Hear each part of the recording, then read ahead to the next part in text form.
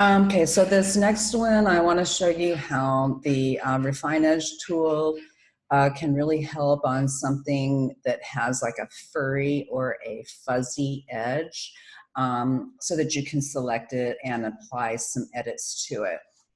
So let me share my screen. Okay.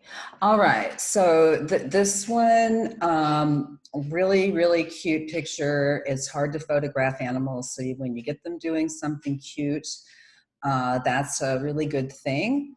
And I felt that it was a little dull, especially the dog. But I also just kind of felt like maybe the foreground was just a little bit too, it just could be a little darker.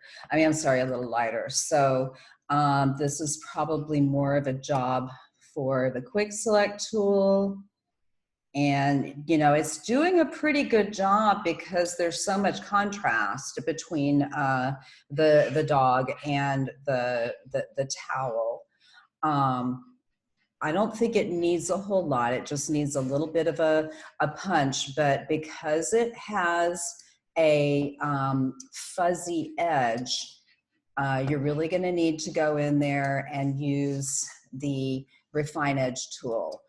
So just to show you what the selection looks like right now, this is going to look very harsh, and it's going to look very photoshopped. And so we can really take advantage of that Refine Edge tool, this one right here. And let me zoom in so you can see what I'm doing.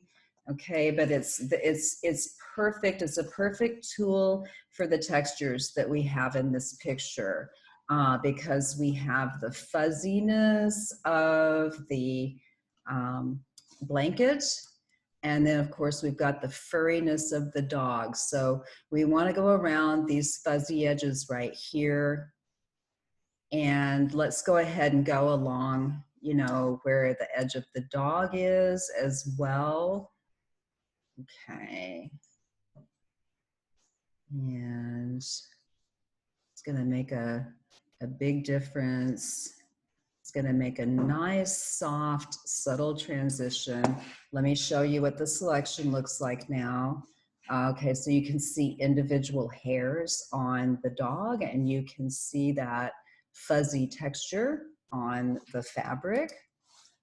Okay, so I'm going to click OK, output to selection, and I'm just going to do a little bit, not much, because if I do too much increasing the exposure, it's going to get blown out. So all we want to do is just kind of make it pop a little bit.